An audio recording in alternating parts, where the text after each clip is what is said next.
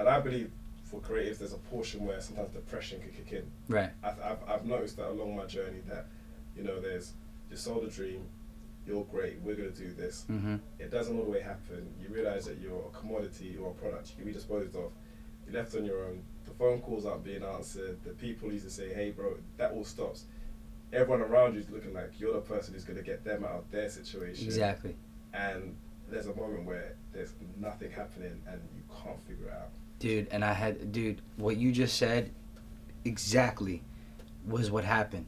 You know, you see when towards the end of it, when the dream that you thought was sold to you, like, doesn't pan out how everyone wanted it to pan out, you see at that moment who is true to you and who isn't. You see who the true people in your life are. You know what I mean? You see who stays with you when you're not hot. When things get cold, and the people that were there with you from when things were hot, if they're still there when you're cold, you know who's true and who isn't. You know what I mean? And I was able to see who was, you know, and there were a bunch of people that stayed with me and still, you know, was there with me in the trenches when things got cold, and I had to start over and like rethink everything. What do I do now? What do I do now? Like, how do I make fans now? You know what I mean? How do I become known without the label pushing buttons for me, you know?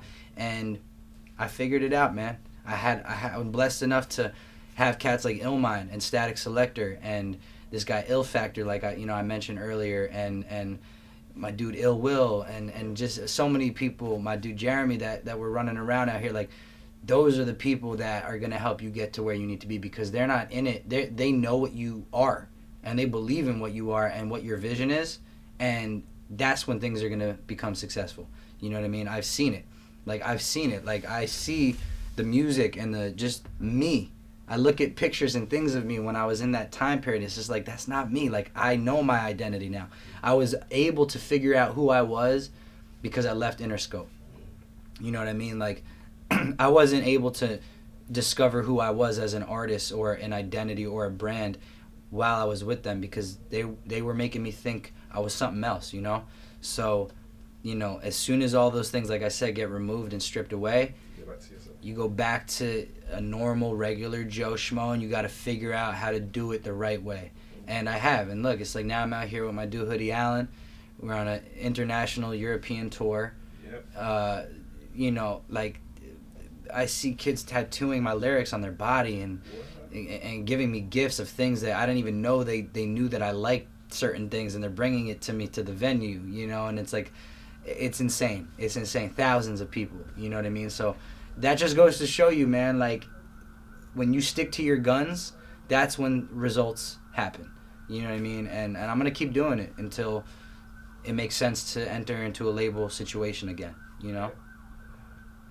To talk, I mean, I think, and also now is that I think the possibility of what you're doing now, you wouldn't have known that it's possible before, because it would have only been seen as being possible with them. Exactly. And now you're doing it yourself. If I stayed with them, I wouldn't have, who would have known? Yeah. I wouldn't have ever known. It's like if you don't try a certain food, you'll never know what it tastes like. You know what I mean? And it's like, I was deprived of that while I was with them. You know what I mean? And you know, like, when I first was released from Interscope, I was feeling like I hit rock bottom. I was like, the dream is over. It's like, it's over. What do I do now? You know? But it's never over. It's on you. It's on you. It's on the artist. It was always on you, but the illusion is... It's always on you, but exactly. But then when it's like, when you enter that world, there's all of a sudden an illusion of like, we'll take care of it's it. like, yo, Jimmy's gonna do this, and this guy's gonna call this person, and he's gonna get you on this TV show, and this and that, and put you here, and like, it's just not reality. It's not reality. And honestly, in this day and age, human beings can smell when things are authentic or when they're not. You know what I mean? Because it's just too easy now. We have cameras, we have videos, we have personal social media platforms and things that just like, you're not gonna be able to like be a character if you're not that character. You know what I mean? I gotta be myself. I have to be real, because people are gonna smell it if it's not real, and now they smell that it's real. You know. So moving on to the new project, or the latest project. Yeah. How is that taking that live? Man, like live and when I'm doing it. Yeah, when you do the shows. Man, it's crazy. Like, it's cool because, you know, like the Bap Blues series, right? Like, I did this album, Bap Blues, which was my second project after Fourth Chapter came out.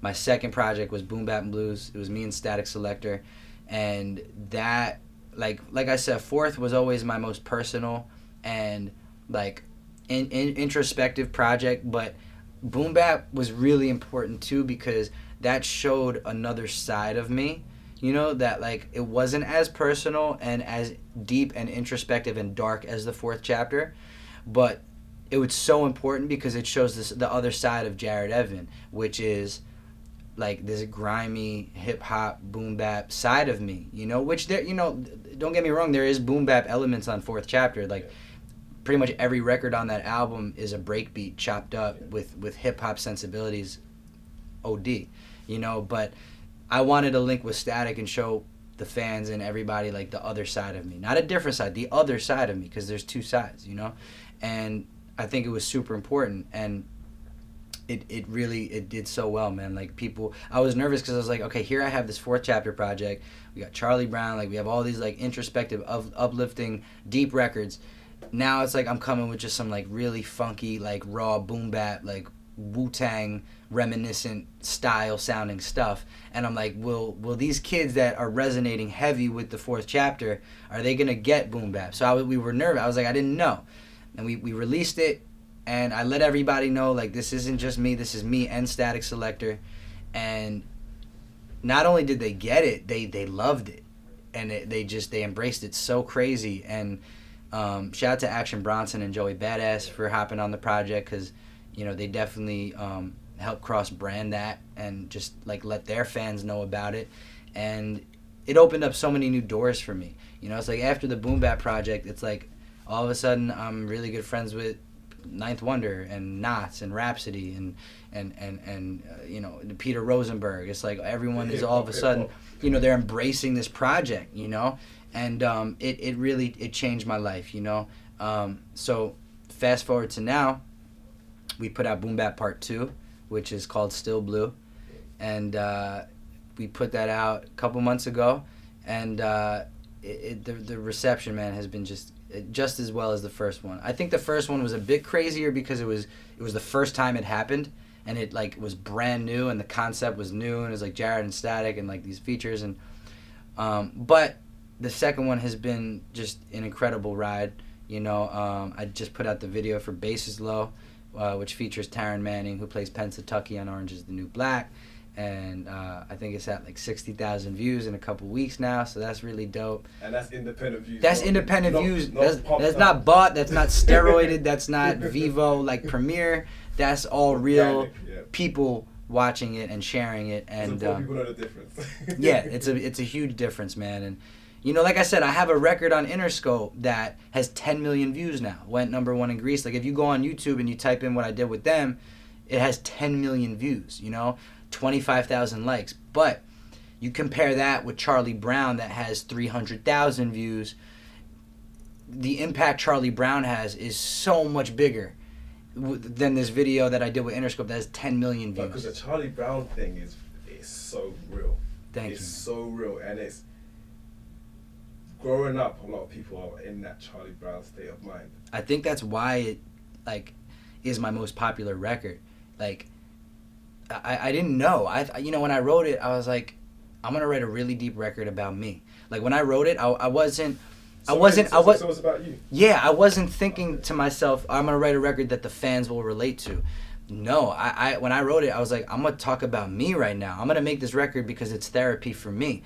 And it just so happens that when I released it, this unexpected like just craziness took place of like kids like really messaging me like. Hundreds of messages a day. Still now, after 2.5 years it's been out, I get more messages now than I did 2 years ago.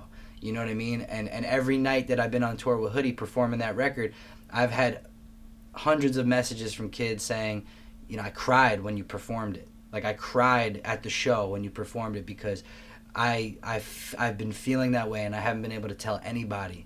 Like it's just been bottled up. The only person I'm telling is you right now through like DM on Twitter. So it's like that was very unexpected. I was just making a record to get some stuff off my chest, and just so happens that so many other people in the world relate to that message, you know. So again, that's part of why the fourth chapter is like still like one of the most impactful projects I think I've done. So it's been a blessing to just see like the reaction from people just happen. It's been crazy.